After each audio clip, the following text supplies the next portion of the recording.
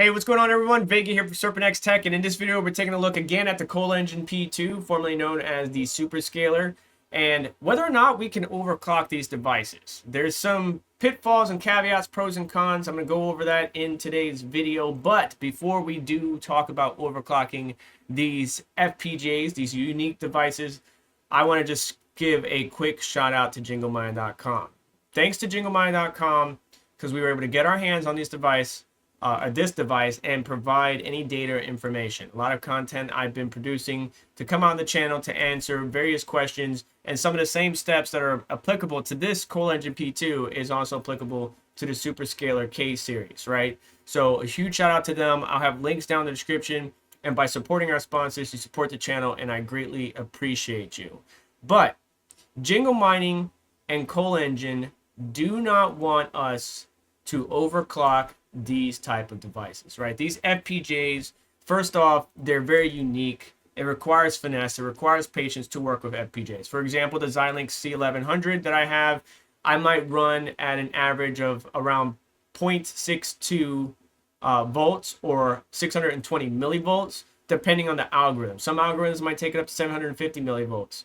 But FPGAs, when you're especially pushing voltage and trying to increase the hash rate on it, if you push it too far, you can wind up damaging or hurting, right? Just like anything, with more voltage running through it, whether it's your CPU, your memory, or GPU, you're also going to reduce the lifespan of said device. So you got to be careful, and you got to have a good understanding and a balanced look at everything. But they straight up say here, at least on JingleMining.com, that, you know, to please contact their technical support team, right? Jingle Mining's technical support team, who will help you out with any troubleshooting or anything like that, as well as get you in touch with the ColEngine support team, because they say specifically do not overclock these settings. And they have some of the settings here for the various algorithms. For example, on Alphium, our CPU frequency or our chip frequency is going to be around 360 megahertz, giving us 37 gigahash thereabouts at 1460 watts. And you'll see that the voltage on average, at least that I've seen on these machines, is about 800 millivolts or 0.8 volts. So that should be about where we sit. However, I did do some math and I did figure it out. I just don't want to tell you what I use because the risk, right? I do not, you know, Jingle Mining is not liable, ColEngine is not liable. And if you do try to overclock these machines, just know that it's on your head, right? You're not going to be able to repair these machines if you overclock them and blow up your chips, or one of your chips fries or whatever. Right, but we have 3 hash boards. It looks like 3 chips per board, and so we got 9 total chips. And if you look very carefully, I have overclocked mine just a wee bit. What I mean by that is stock on Radiant, which is where we're on right now, the SHA-5 12256D. The stock clocks is 320 megahertz, 22.2 gigahash at 1240 watts. However, while I was using it stock, I've actually been getting more than that. I've been averaging closer to 23 gigahash consistently at 1240 watts. And then when I push it a little bit further, we were able to get basically 24.6 gigahash.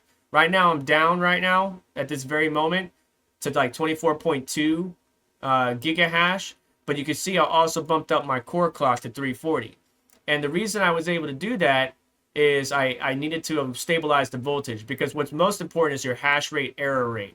For example, if we go to the tool, right, and say you already do all the steps that I showcase in some of my other videos, you type in your IP, your starting IP address, the gateway IP, you come back to machine info, hit scan machine, there it is, your machine's showing up, you select it, you hit start stop status to get the latest information about the average hash rate, the temperatures, all that good stuff. So you see machine here.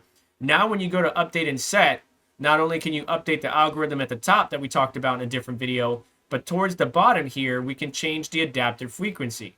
And Jingle Mining actually talks about that. You can play around with the adaptive frequency, but if you push it too high, you're going to get a high error rate. And that's exactly what happened. So stock, again, is 320 megahertz on Radiant.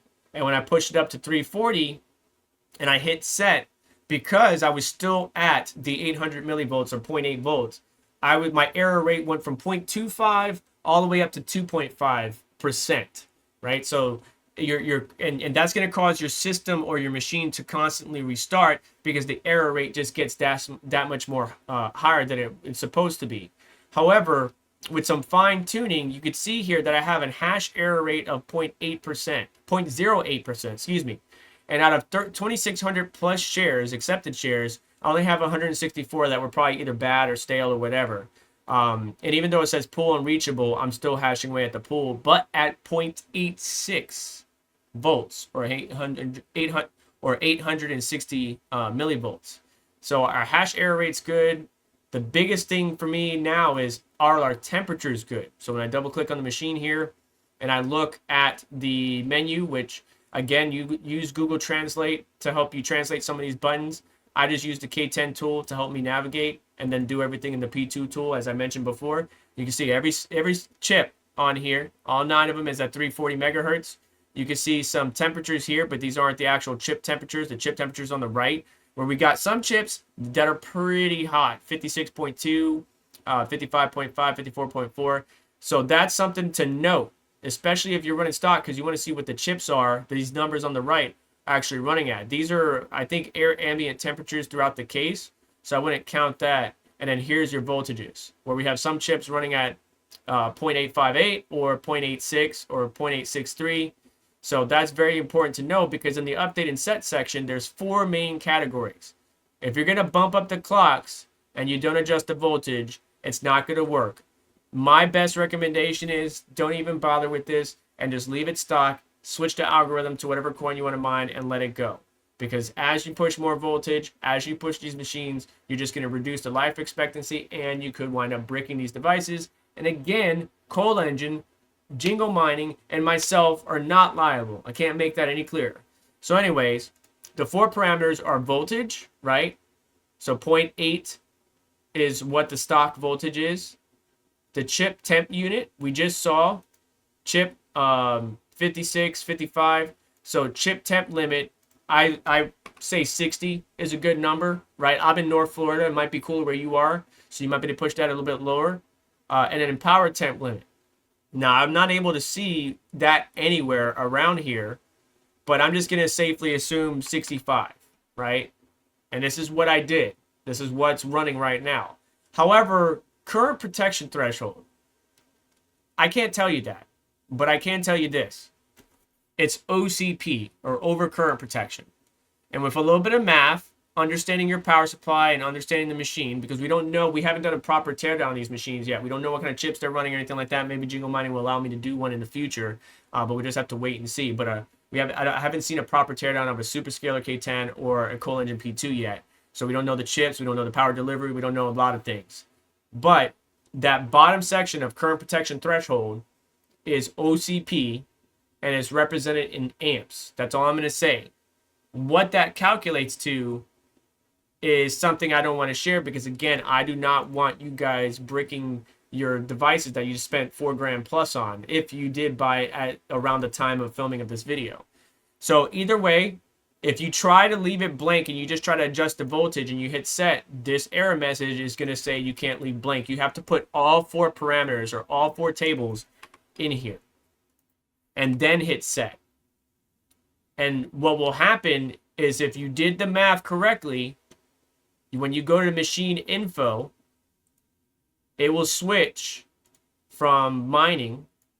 It will switch from saying mining right here to stopping and then loading and then back to mining again if you did the math correctly. If you didn't do the math correctly, you're going to have a long error right here.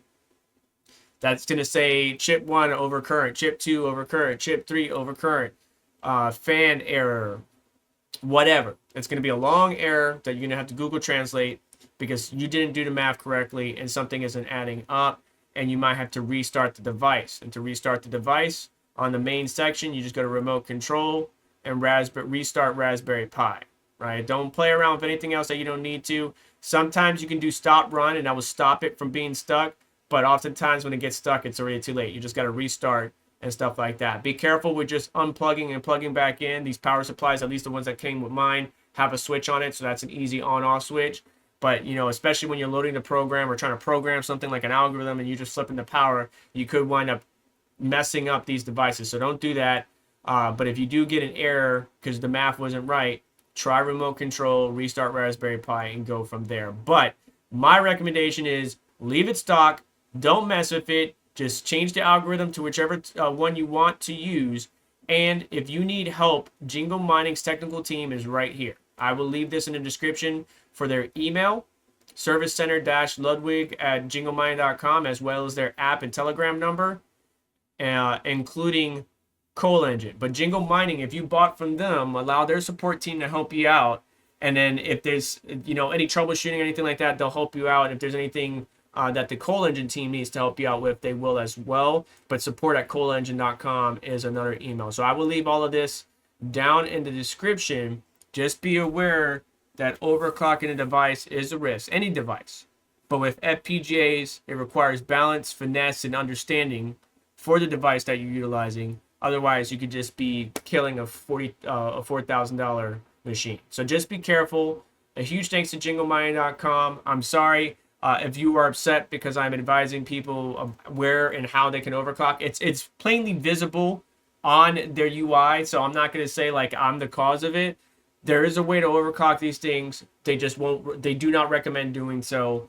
And out of the box, from the factory, it's already running pretty efficient anyway. So just change the algo and you'll be good. That is the summary, and that's going to do it for today's video. So do me a favor on the way out. Hit the like button, get subscribed, hit the notification bell to stay up to date, as well as check out additional links in the description to help support the channel and what we do here. And I hope you have yourself a wonderful day. Take care. I'll catch you next one.